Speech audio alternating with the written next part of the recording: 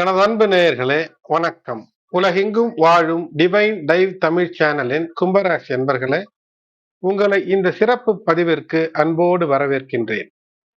இந்த பதிவு 2026 முதல் 2030 வரை பாதச்சனி, அதற்கு அடுத்ததாக சனி பகவான் 3ஆம் நிலைக்கு செல்வார். இந்த காலம் என்பது சனி பகவானை கண்டு நீங்கள் அஞ்ச தேவையில்லை. சில விஷயங்களிலே கவனமாக இருந்து விட்டால் மட்டும் போதும். வரம் தரும் பொற்காலமாக இது அமையும் என்ற தலைப்பிலே மிக ரத்தின சுருக்கமாக ஒரு 5 ஆண்டிற்கான பலன்களை உங்களுக்காக கணித்து தொகுத்து தருகின்றேன். அன்பு நேயர்களே, கும்பராசி என்பர்களே, இதுவரை சப்ஸ்கிரைப் செய்யாத அன்பர்கள் சப்ஸ்கிரைப் செய்து நோட்டிபிகேஷன் பெல் பட்டனை ஆன் செய்து தொடர்ந்து இணைந்து ஆதரவு தர அன்போடு வேண்டுகின்றேன். கும்பராசி என்பர்களுக்கு இந்த 2030ஆம் ஆண்டு வரையிலான காலகட்டம் என்பது 7.5 சனியினுடைய பிடியிலிருந்து முழுவதுமாக மெதுமெதுவாக வெளிவந்து வாழ்விலே ஒரு புதிய அத்தியாயத்தை தொடங்கக்கூடிய காலமாக இது அமையும். கிரகங்களின் பெயர்ச்சி பல தாக்கங்களை தரும். இந்த 5 ஆண்டுகள் எடுத்தால் தினந்தோறும் சந்திரன் தன்னுடைய நட்சத்திரத்தை மாற்றிக்கொண்டே இருக்கும். அதற்குத்தான் அவ்வப்போது நான் வாரராசி பலன்களை பாபு சயின்டிபிக் அஸ்ட்ராலஜி என்ற சேனலிலே தந்து கொண்டிருக்கின்றேன். அதனால் அந்த சேனலையும் சப்ஸ்கிரைப் செய்து நீங்கள் காண முடியும். மேலும் சனி பகவானுடைய முக்கிய பண்பு என்னவென்றால், வாழ்க்கையில எதை நீங்கள் கற்க தவறினீர்களோ அதை நிச்சயமாக உங்களுக்கு சொல்லித் தருவதற்கு ஒரு ட்ரைனிங் கொடுப்பதற்கான வழியாக அமைந்துவிடும். வாழ்க்கையில ஆரம்பம் முதலேயே நல்ல பெற்றோர், பெரியோர், நல்ல குருமார்களுடைய வழிநடத்தல் இல்லாமல் ஏதேனும் ஒரு சிக்கலில் சென்று சிக்கிக்கொண்டு தவிக்கக்கூடிய கும்பராசி என்பவர்களாக இருந்தால் இந்த பதிவு ஓரளவிற்கு உங்களுக்கு உதவும். உங்களுக்கு தேவை நல்ல ஒரு குரு. உங்களுடைய ராசிநாதன் உங்களுடைய ராசியிலே மூல திரிகோணம் பெறக்கூடிய சிறப்பு. ஆனாலும் கூட போதுமான அளவிற்கு சோதனைகளையும் தருவான். ஒரு சிறு தவறு நீங்கள் செய்துவிட்டீர்கள் என்றால் அந்த தவறினுடைய தொடர் சிக்கல் என்பது வாழ்நாள் முழுக்க கூட அனுபவிக்கக்கூடிய சூழ்நிலை ஏற்பட்டுவிடும். அதனால் தீயவற்றிலிருந்து அகன்று இருக்க வேண்டும், ஒழுக்கத்தின்பால் இருக்க வேண்டும். வேதம் சொல்லக்கூடிய அல்லது உங்கள் ஊர், உங்களுடைய சமுதாயம் எதை நல்லது என்று ஏற்கிறதோ, எந்த விஷயத்தை பொதுப்படையிலே வெளிப்படையாக நீங்கள் சொல்ல முடியுமோ அந்த விஷயத்தை மட்டும் செய்து இருந்தால் போதும். பரிகாரமெல்லாம் பெரிதாக தேவையில்லை. மெதுவாக நல்ல விஷயங்களை துவங்கி நல்ல விஷயங்களையே செய்ய வேண்டும்.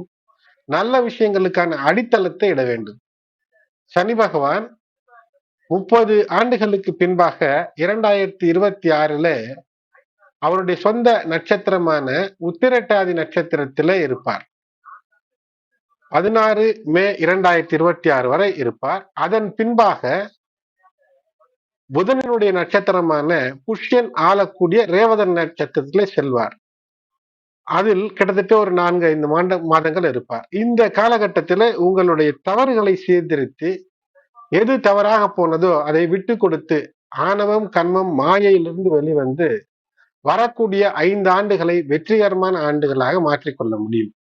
மாணவர்களாக இருந்தால் கல்வியில நிச்சய ஏற்றம் இருக்கும். அரசு வேலைக்காக காத்திருக்கிறீர்கள் அல்லது ஏதோ ஒரு நல்ல சம்பளத்திலே ஒரு வேலைக்காக காத்திருக்கிறீர்கள் என்றால் நிச்சயமாக ஒரு இறை அருள் மூலமாக உங்களுக்கு வந்து சேரக்கூடிய அமைப்பை இந்த காலம் தரும். சனி பகவான் உங்கள் ராசிக்கு ராசிநாதன் என்பதால் அவருடைய அந்த பெயர்ச்சி, சனி பகவானுடைய பெயர்ச்சி தொடர்ந்து உங்களுடைய வாழ்க்கையிலே பல நிலைகளிலே உங்களை பக்குவப்படுத்தும். 2025 மார்ச் முதல் 2027 வரை ஜூன் வரை சனி பகவான் 7.5 சனியினுடைய கடைசி கட்டம் பாதச்சனியாக இருப்பார். அந்த 2027 பின்பாக அவர் விலகி மீன ராசியிலிருந்து விலகி அவர் நீச்சம் என்று இருக்கக்கூடிய மேஷத்திற்கு செல்வார். ஆகையினாலே ஜென்மச்சனியை கடந்து பாதச்சனியை கடந்து 7.5 சனியினுடைய முழுவதுமாகவே இந்த 2.5 ஆண்டு காலத்திற்குள் முடிந்துவிடும். ஆகையினால் பொருளாதாரத்திலே மாற்றம் என்பது நிச்சயமாக நிகழும். 2ஆம் இடத்துல சனி பகவான் உங்களுடைய மூல திரிகோணத்திற்கு, உங்களுடைய ராசியிலே மூல திரிகோணத்திற்கு சிறப்பு செய்யக்கூடிய மூல திரிகோணம் பெறக்கூடிய சனி பகவான் நல்ல தன வருவை எப்படியோ ஒரு முறையில் தந்து விடுவார். கைப்பணத்தை வீண் விரய செலவுகள், வம்பு, வழக்கு, நோய், நொடி என்றெல்லாம் உங்களுடைய கர்ம வினைக்கேற்ப ஒரு செலவை தந்திருப்பார். அவற்றையெல்லாம் கட்டுப்படுத்தி தேவையற்ற ஆடம்பர விஷயங்களிலிருந்து வெளிவந்து நல்ல சேமிப்பை உயர்த்தி கொண்டீர்கள் என்றால் ஆதாயம் நிச்சயமாக அனுகூலமாக அமையும். அதேபோல் வெளிநாடு தொடர்புகள் மூலமாக, வெளியூர் தொடர்புகள் மூலமாக ஆதாயம் கிடைக்கும். இந்த காலகட்டத்திலே பேச்சிலே நிதானம் தேவை. குடும்பத்திலே பேச்சிலும் கூட ஒரு ஒழுக்கம். குடும்பத்தில் தேவையற்ற விஷயங்களில் ஈடுபடுவது, தேவையற்ற தவறான விஷயங்களிலே வழிநடத்துவது, இவையெல்லாம் வாழ்நாள் களங்கங்கள், பிரச்சனைகளை எல்லாம் தரும். அதனால் அவற்றிலிருந்து தவிர்த்து இருக்க வேண்டும். 2027 வரை சனி பகவான் உங்களை அந்த 7 சனியினுடைய பிடிக்குள் தான் வைத்திருப்பார், பாதச்சனி. சனி விலகும் போது பல நன்மைகளை செய்வார் என்பதிலே மாற்றமில்லை. ஆனாலும் கூட குருட்டாம்போக்கிலே நன்மையை தருவார் என்று இஷ்டத்திற்கு தவறுகளிலே ஈடுபடக்கூடாது. கவனமாக இருக்க வேண்டும்.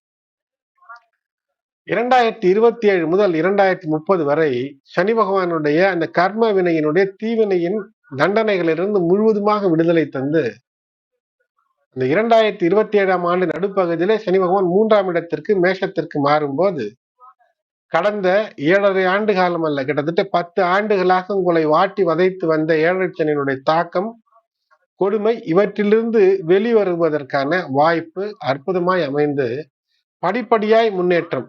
இந்த காலகட்டத்திலே தொட்டதெல்லாம் துலங்கி வெற்றியாய் மாறக்கூடிய இனிய அமைப்பை சனி பகவானுடைய இந்த 3ஆம் இடத்து சனி பகவான் அங்கு நீச்சம் பெற்றிருக்கிறார் என்று இருந்தாலும் கூட சகாய சனியாக இழந்த நட்பு, உறவு இவற்றையெல்லாம் மீட்டெடுத்து வெற்றியை பெறுவதற்கு பல நிலைகளை ஏற்படுத்துவார். குரு பயிற்சி என்று பார்க்கும்போது இந்த 5 ஆண்டுகளிலே வருடத்திற்கு ஒரு முறை குரு பயிற்சி என்பது சரியானது. ஆனால் அதிசார குரு பயிற்சி பெண்டுலம் போல் முன்பின் ஆடிக்கொண்டே இருக்கிறார். ஒரு வருடத்திலே கிட்டத்தட்ட ஒரு ராசியிலிருந்து அடுத்து செல்வது, அடுத்ததிலிருந்து மீண்டும் வக்கரகதிக்கு வருவது என்ற குருவினுடைய அந்த அதிசாரம் என்பது பொருளாதாரத்தில சில மந்த நிலைகளை, தாக்கங்களை உலகளவிலே ஏற்படுத்தும் போது எல்லோரையும் பாதிக்கும். அது உங்களுக்கும் கூட சில செலவுகளுடைய உயர்வின் காரணமாக சிக்கல் ஏற்பட வாய்ப்பு இருக்கும். அதனால் கவனம். மே மாதம் 25 முடியும் வரை 5ஆம் இடத்துல இருக்கக்கூடிய குரு பகவானுடைய பூரண நல்லாசிகள் உங்களுக்கு கிடைத்துக் கொண்டே இருக்கும். குருவினுடைய அந்த அருள் ராகுவின் மீது ராசியில இருக்கக்கூடிய 2026 முடிவு வரை ராசியில் இருக்கக்கூடிய ராகுவின் மீதும் இருக்கப்பதன் காரணமாக எந்த விதமான வித்தியாசமான முரண்பட்ட சிந்தனைகள் எழுந்தாலும் குருவினுடைய பார்வை பலம் என்பது பிரச்சனைகள் பெரிதாக்காமல் உங்களை காத்து வருகிறது என்பது நீங்கள் மனதிலே வைத்து செயல்பட வேண்டும். ஆனால் தொடர்ந்து சிக்கலிலே ஈடுபட்டால் குரு பகவான் போகட்டும் அடிபடட்டும் என்று விட்டு விடுவார். நல்லதோ கெட்டதோ அனுபவித்துக் கொள்ளட்டும் என்று. ஆகையினால் கவனமாக இருக்க வேண்டும். ஜூன் 2026 குரு 5ஆம் வீட்டிலிருந்து, அதாவது மிதுன சஞ்சாரத்திலிருந்து உன்னதமான பலன்களை தந்து கொண்டிருப்பவர், குழந்தைகளுக்கு நன்மைகளை செய்தவர், உங்களுடைய பிள்ளைகளுக்கு நன்மைகள் செய்தவர், பூர்வீக சொத்துக்களிலே ஒரு லாபம், புதிய தொழில் வாய்ப்பு இவற்றெல்லாம் தந்தவர், ஒரு பணபலத்தை தந்தவர். அவர் 6ஆம் இடத்திற்கு மாறுவார். ஆகையினால இந்த 2027, 28 ஆகிய நிலைகளிலே குரு 6, 7 ஆகிய வீடுகளிலே இருப்பார். குரு பகவான் 6ஆம் இடத்திலே சஞ்சரிக்கக்கூடிய அந்த 2026, 27 காலகட்டங்களிலே சற்று கூடுதல் கவனம், கூடுதல் எச்சரிக்கை. 6இல் குரு, ஊரில் பகை, வீட்டிலும் கூட சிக்கல் எழும். அதனால் அதிலே கவனம். இருந்தாலும் உங்களுடைய இந்த பாதச்சனியின் மீது அந்த தாக்கம் என்பது இருக்கும். அதிலே ஓரளவிற்கு உங்களுக்கு நிம்மதி என்பது இருக்கும். முன்னேற்ற சிந்தனை என்பது வைத்துக்கொண்டு நேர்மறையாக செயல்படும் போது வெற்றி என்பது இருக்கும். 2026, 27 ஆகிய சமயங்களில இந்த 6, 7ஆம் வீட்டிலே குரு பகவான் இருக்கும்போது திருமண தடயங்கள் நீங்கும். சுப செலவுகள், சுபகாரியங்கள் கைகூடக்கூடிய அமைப்பு, கூட்டு தொழிலிலே ஒரு லாபம் இவையெல்லாம் தரக்கூடியதாக இருக்கும். 2029, 30 குரு பகவானுடைய மாற்றத்தினால் தந்தை சார்ந்த அல்லது தந்தை வழியிலே வரக்கூடிய சொத்து விஷயங்களிலே விட்டு கொடுத்து செல்லும் போது ஒரு ஆதாயம், நீண்ட நெடுந்தூர பயணங்கள் அல்லது வெளிநாடு மூலமாக நன்மைகள் இருக்கும். ராகுகேது பயிற்சி 2025, 27 வரை மே 18, 2027 25 ராகு உங்களுடைய ராசிக்குள் வந்தார். கேது 7ஆம் வீட்டில் சிம்மத்திலே இருக்கிறார். இந்த நேரத்துல இந்த காலகட்டத்துல தற்பெருமை பேசக்கூடாது. தேவையில்லாத நடக்காத விஷயத்தை செய்யக்கூடாது, யோசிக்க கூடாது. Don't think other than tangible results. நடக்காத விஷயங்களை யோசிக்க கூடாது, நடக்கும் விஷயங்களை மட்டும் யோசிக்க வேண்டும். வாழ்க்கை துணையினுடைய நல்ல கருத்துக்களுக்கு மதிப்பளித்தும் தேவையற்ற சிந்தனைக்கு திருத்தியும் இந்த காலத்துல சிறப்பு பெற வேண்டும். 2027-28 ராகு 12ஆம் வீட்டில், கேது 6ஆம் வீட்டிற்கு வரும்போது இப்போது சற்று எதிரிகள் தொல்லை நீங்கும். ஆன்மீக விஷயங்கள் மற்றும் சுப செலவுகள் இப்போது கூடும். 2029-30 ராகு 11 மற்றும் கேதுவினுடைய மாற்றம் என்பது லாபத்தை தரக்கூடியதாக அமையும். ஆகையினாலே 2025 மார்ச் மாதத்திற்கு பிறகு மன அழுத்தம் சற்று குறைந்து 2026 அது தொடர்ந்து மன அழுத்தம் குறைந்து சிந்தனை தெளிவோடு ஒரு வேலையை செய்ய, அது மட்டுமல்லாமல் குருவினுடைய அருளால் நிதிநிலையும் சற்று வலுவடைந்து 2027 வரை பாதச்சனி நடப்பதால் அதன் பின்பாக சற்று கூடுதல் பணம் வருகை எல்லாம் இருக்கும், நிம்மதி என்பது பிறக்கும். ஆனால் பாதச்சனி காலம் வரை வாகனங்களிலே, இரவு நேர பயணங்களிலே, பேச்சிலே நிதானத்தை கடைபிடிக்க வேண்டும். தேவையற்ற செலவுகளை நிச்சயமாக தவிர்க்க வேண்டும்.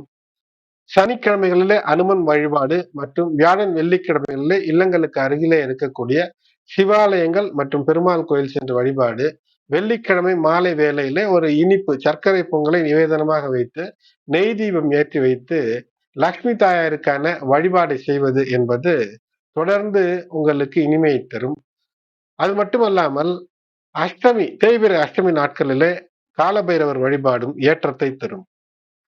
எனது அன்பு நேயர்களே, கும்பராசி என்பவர்களே, இதுவரை சப்ஸ்கிரைப் செய்யாத நண்பர்கள் டிவைன் டைவ் தமிழ் சேனலை சப்ஸ்கிரைப் செய்யுங்கள். மேலும் உங்களுடைய உற்றார் உறவினர் நண்பர்கள் கும்பராசி, கும்ப லக்னமாக இருந்தாலும் அல்லது ராசி கும்பம் லக்னம் எதுவாக இருந்தாலும் பொருந்தி வரும்படியாக இந்த பலன்களை கணித்தும் தொகுத்தும் தந்திருக்கின்றேன். அவர்களுக்கும் இந்த பதிவினை ஷேர் செய்யுங்கள். நன்றி.